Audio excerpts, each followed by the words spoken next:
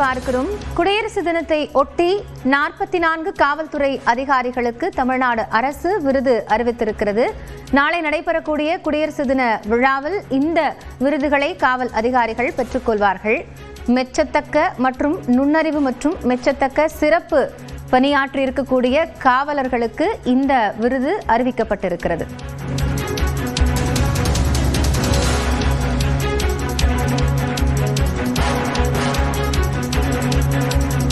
குடியரசு தினத்தை ஒட்டி 44 காவல்துறை அதிகாரிகளுக்கு தமிழ்நாடு அரசு விருதுகளை அறிவித்திருக்கிறது.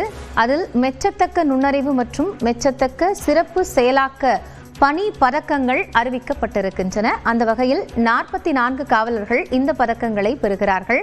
பதக்கத்தோடு சேர்த்து 25,000 ரூபாய் ரொக்கம் வழங்கப்படும் என்றும் தமிழ்நாடு அரசு அறிவிப்பை வெளியிட்டிருக்கிறது.